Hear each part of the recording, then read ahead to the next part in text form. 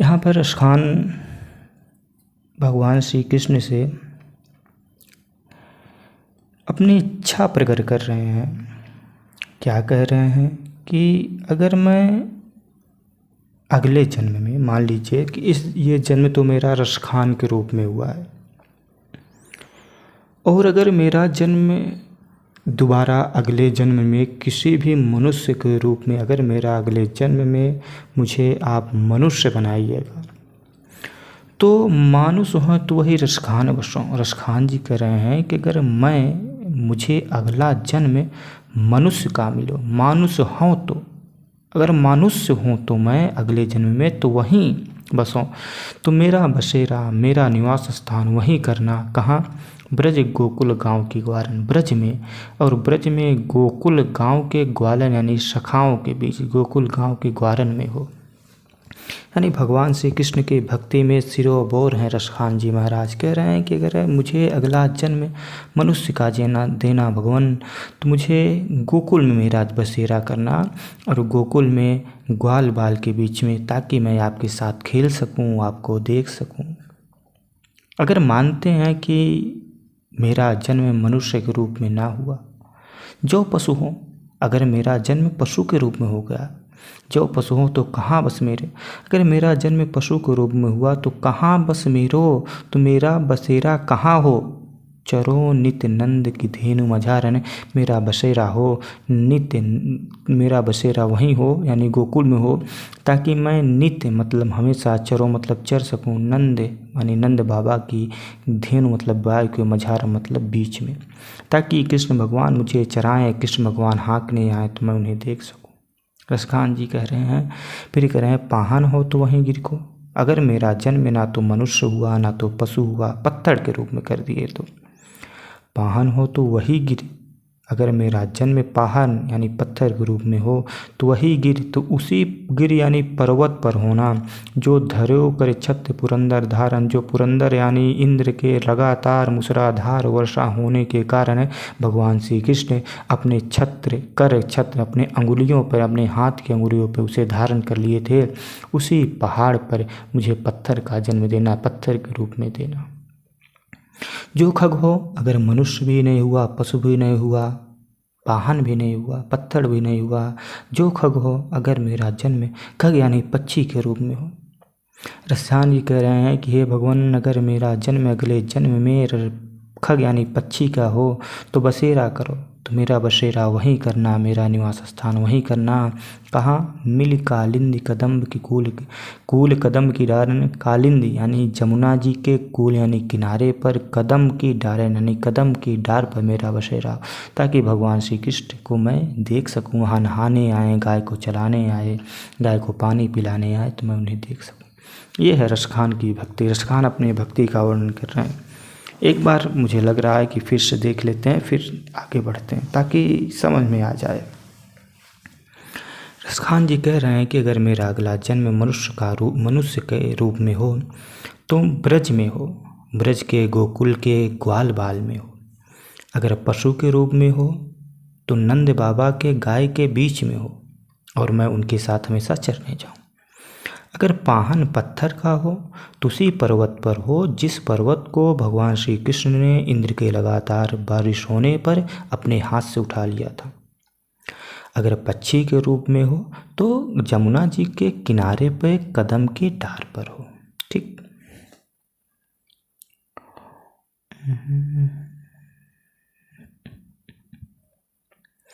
देखिए प्रसंग, रसखान ने पुनर्जन्म में विश्वास व्यक्त किया और अगले जन्म में श्री कृष्ण की जन्मभूमि ब्रज में जन्म लेने एवं उनके पास रहने का वर्णन किया है। उनके पास रहने की कामना की है, अपनी इच्छा जाहिर की है।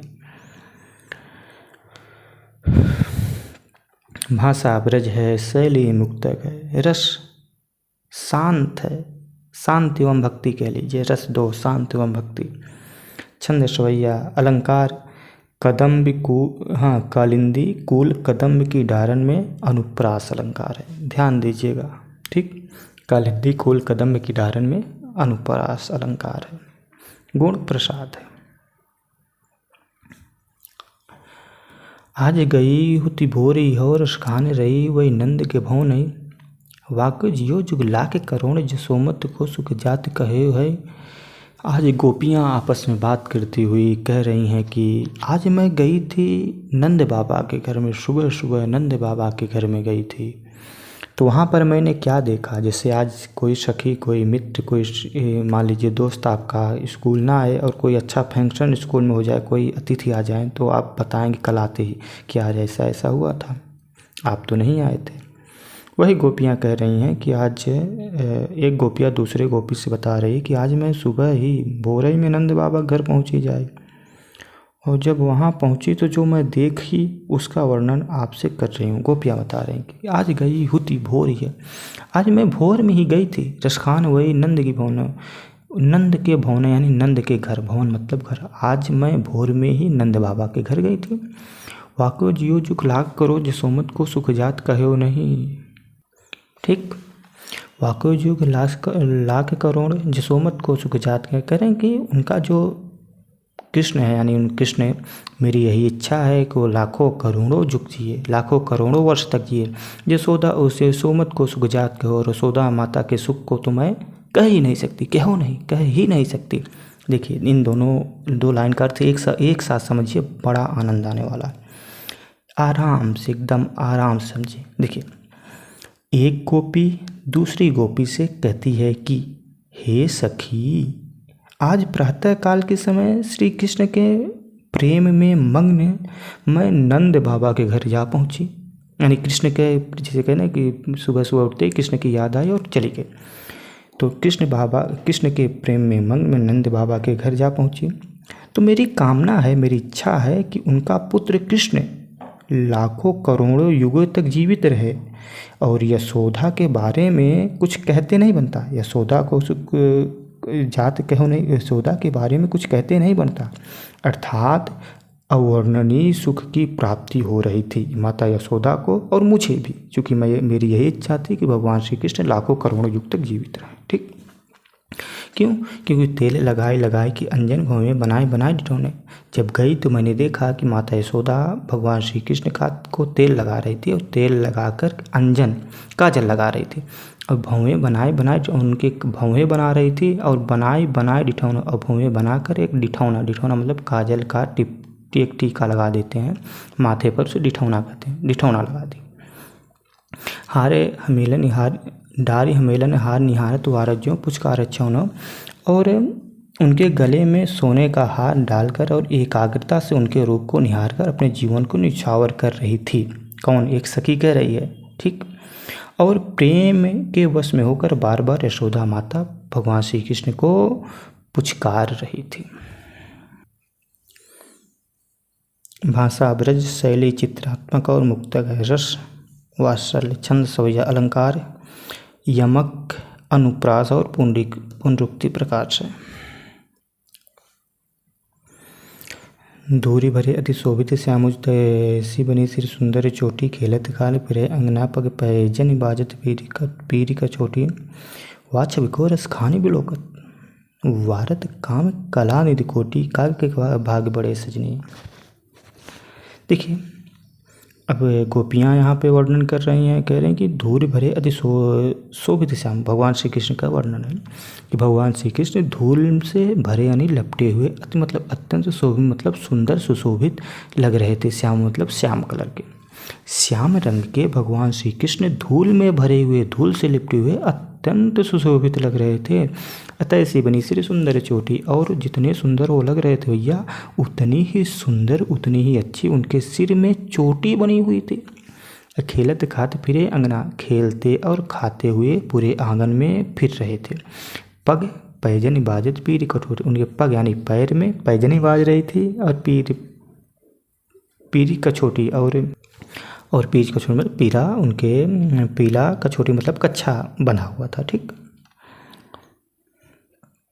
वह छवि को रसखान बिलोकत, वह मतलब उस छवि, मतलब छवि को, उस चित्र को रसखान बिलोकर, रसखान जी कह रहे हैं उस छवि को बिलोकत यानी देख के, वारत काम कला निधि कोटि, वारत मतलब न्यौछावर कर देते हैं, काम कला, कामदेव अपने करोड़ों प्रशांत जी कह रहे हैं कि उनके सौंदर्य यानी उनके चित्र को देखकर कामदेव भी उन पर अपनी कोटि कोटि कलाओं को न्यौछावर कर दे रहे थे। वारत काम कलानिधि कोटि, करोड़ों को अपने कलाओं को कामदेव भी न्यौछावर कर दे रहे थे, यानी उनके कामदेव भी उनके आगे कुछ भी नहीं थे। काग के भाग बड़े सजनी, अब यहाँ पे कह रहे हैं कि काग यानी कौवे के भाग बड़े सजनी बहुत अच्छे हैं। हे सखी, कौवे के भाग बड़े अच्छे थे, मैंने देखा। क्यों अच्छे थे? हरी हाथ से ले गए माखन रोटी, क्योंकि जब वो हाथ में माखन रोटी खा रहे थे तो कौवा आया और झपट कर ले गया।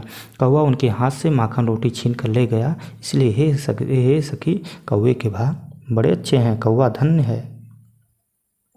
क्योंकि भगवान श्री कृष्ण की जूठी माखन रोटी खाने का अवसर सिर्फ उसको यानी कौवे को प्राप्त हुआ, इसलिए वह धन्य है। भाषा व्रत शैली चित्रात्मक और मुक्तक है। रस वात्सल है और भक्ति, वात्सल और भक्ति है। छंद सवैया। अलंकार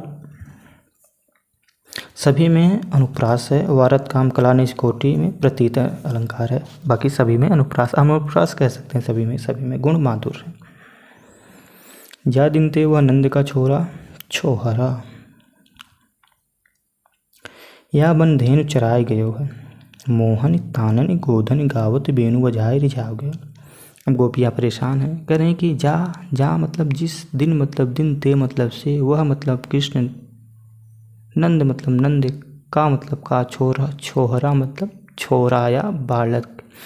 नहीं, जिस दिन से वह नंद का छोरा यानी कृष्ण इस जंगल में धेनु चराई, धेनु यानी गाय को चरा कर गया है।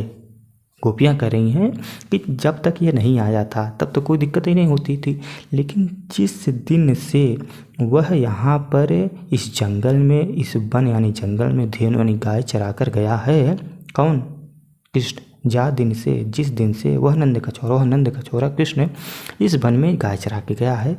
मोहन तानन गोधन गाओ, मोहन मतलब मोहनी, तानन मतलब सुर में, गोधन एक गीत होता है जो वहाँ गाया जाता है गोकुल में। तो कह रहे हैं मोहनी यानी सुरीली, तानन मतलब सुर में, गोधन गीत गा करके, बेनु बजाए रिझाया गया, बेनु यानी बांसुरी बजाकर रिझा गया है, मुग्ध कर गया है। कह रहे हैं वाह दिन सो कछु टोना सो है, उसी दिन से ऐसा लग रहा है कि किसी ने कुछ टोना वोना कर दिया है। वाह दिन सो कछु टोना सो है, उस दिन से ऐसा लग रहा है किसी ने कुछ टोना कर दिया है। रसकान यो समाए गए हो है। रसखान जी कह रहे हैं, गोपियाँ कह रहे हैं वह हियो मतलब मन में, आत्मा में समा गया, ऐसा प्रतीक हो रहा है। नंद का छोरा मेरे मन में, मेरे अंदर समा गया है, मेरे आत्मा में समा गया है। ठीक, क्यों? क्योंकि कोहू न काहू की कहानी करे, कोई व्यक्ति किसी का काम नहीं कर रहा है। कहानी करे, कोई व्यक्ति किसी का काम नहीं कर रहा है। हाँ, कोहू न काहू की कहानी करे, सिगरो ब्रजवीर बचाया गया।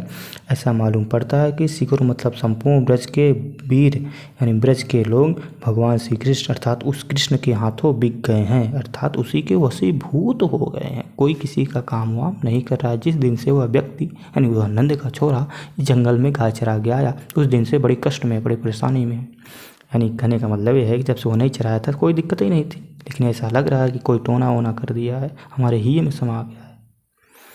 यहाँ पे अगर देखना चाहें आप लोग तो देख लीजिए, देखेंगे नहीं सुनिए। भाषा ब्रज है, शैली मुक्तक, छंद सवैया, रस श्रृंगार। अलंकार कोहू न काहू की कहानी करे में कौन सा अलंकार है? फिर पूछ लेता है कि ब्रज वीर बिकाए गए में कौन सा अलंकार है? बेनु बजाए गोधन गावत में कौन सा अलंकार है? तो भैया सब में अनुप्रासी अलंकार है। इस पद से कुछ पूछ ले सवैये से तो सब के सब में क्या है? अनुप्रास अलंकार है। गुण माधुर्य है। कान भय बस बांसुरी के अब कौन सी हमको चाहिए निस घोंस रहे संग साथ लगी यह सौतन तापन क्यों सही है। बड़ी कष्ट है, बड़ी परेशानी है गोपियों को।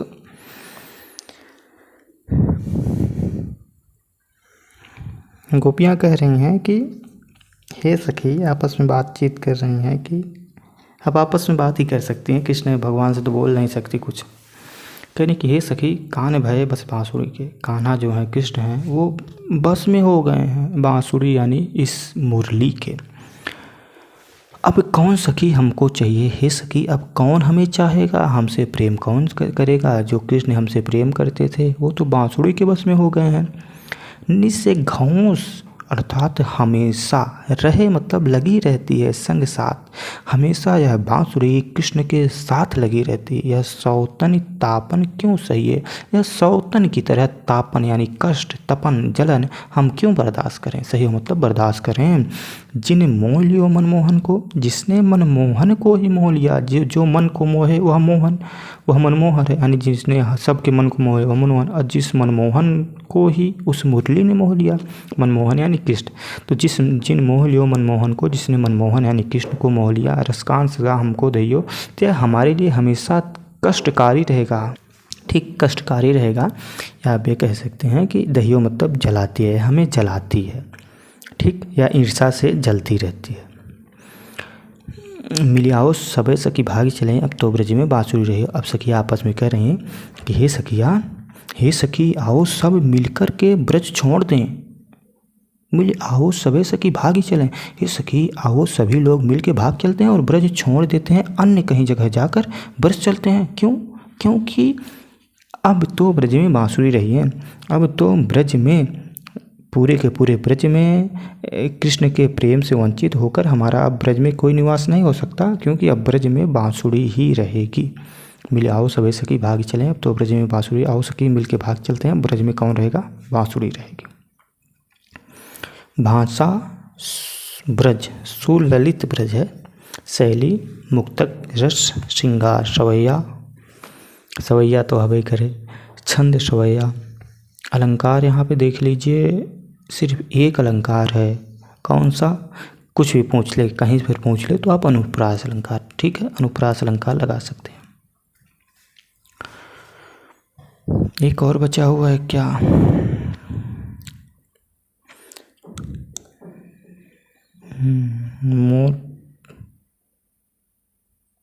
मोर पखा, मोर पखा सिर ऊपर रखो गुंज की माल, गरे पहिरोंगी ओढ़ पीताम्बर ले लकड़ी बन गोधन ग्वारे संगे फिरोंगे, भावा तो मोहि मेरे रसखाने सो तेरे कहूँ सब स्वांग करोंगी, परंतु या मुरली मुरलीधर की अधरान धरी अधरा न धरोंगी।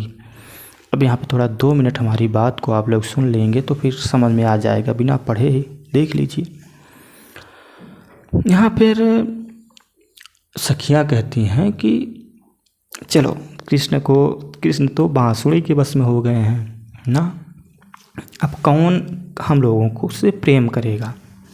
तो ऐसा करते हैं, जैसे 10-20 गोपियाँ हैं मान लीजिए हम कहते हैं 10 गोपी हैं ना, तो सब ने प्लान बनाया कि 10 में से 1 गोपी कृष्ण का रोल करती हैं और 9 गोपी सखी बन जाती हैं, गोपी ही रहेंगी।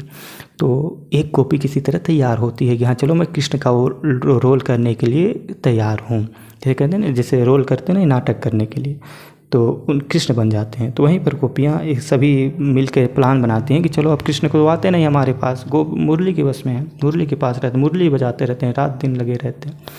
तो ऐसा करते हैं कि कृष्ण का रोल करते हैं। तो एक गोपी कृष्ण के रोल के लिए तैयार है, तो वो रोल के लिए जो तैयार है वो शर्त रख रही है, शर्त। अब वही शर्त को हम आप पढ़ने चल रहे हैं। क्या कह रहे हैं कि मोर पखा सिर ऊपर रखियो, अगर मैं कृष्ण का रोल करूँगी तो कृष्ण की तरह मैं मोर का पंखा अपने सिर के ऊपर रखूँगी, चूँकि वो भी रखते हैं। गुंज की माल गले पहिरोंगी, और गुंज पुष्प होता है जो कि मिलता है वहाँ पर, गुंज की माल अपने गले में पहनूंगी, माला।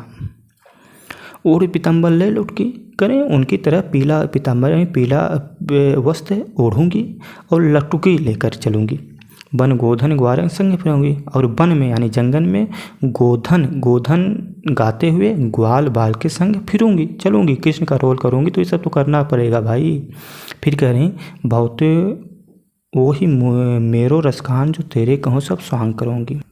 बहुते मतलब अच्छे लगते हैं, मतलब मुझे ये सब अच्छे लगते हैं, तो इसलिए तेरे कहे सब स्वांग करूँगी, इसलिए मैं तुम्हारे कहने से कृष्ण के सभी वेशभूषा को धारण कर लूँगी ना। कह रहे हैं ये सब मुझे बहुते मोही, मुझे ये सब अच्छे लगते हैं, इसलिए तुम्हारे कहने से, तुम लोगों के कहने से मैं ये सब स्वांग कर लूँगी, ये सब स्वांग यानी नाटक कर लूँगी। परंतु यहाँ पे जलन वाली बात आ गई, करें या मुरलीधर की, लेकिन ये मुरली जो है ना, ये मुरलीधर की है, कृष्ण की है। अधरान धरी अधना न धरूँ, इस मुरली को मुझसे दूर हटाओ, मैं सब कर लूँगी। मोर का पंखा अपने सिर के ऊपर रखूँगी, गुंज की माला पहन लूँगी, पीताम्बर ओढ़ लूँगी, लटकी ले लूँगी, गोधन गाते हुए ग्वाल बाल के संग फिर लूँगी, चल लूँगी। ये सब मुझे अच्छे लगते हैं, इसलिए तुम्हारे कहने पे सब के सब स्वांगनी नाटक करूँगी। लेकिन या मुरली, ये मुरली की जहाँ बात आई ना, फिर गोपी कह रहे कि या मुरली मुरलीधर थी, परंतु ये मुरली जो है मुरलीधर की है। अधरा न धरी अधरा न धरूँगी, यह मैंने ओंठ से नहीं लगाया और इसको मैं ओंठ से नहीं लगाऊंगी। ठीक। भाषा भ्रज शैली मुक्तक गुण माधुर रस श्रृंगार छंद सवैया अलंकार अलंकार अलंकार। देखिए, या मुरली मुरलीधर की अधरान धरी अधरान धरोंगो में अनुप्रास तथा यमक अलंकार है। यही एक पूछता ही है कि इसमें कौन सा अलंकार है। बाकी अगर किसी और में इसमें से ये किसी लाइन में पूछ लिया तो अनुप्रास यमक बता दीजिएगा, लिख दीजिएगा। बाकी अगर इसमें पूछा कि या मुरली मुरलीधर की अधरान धरी अधरान धरोंगी, तो इसमें मान लीजिए कि अनुप्रास था यमक अलंकार है। ठीक।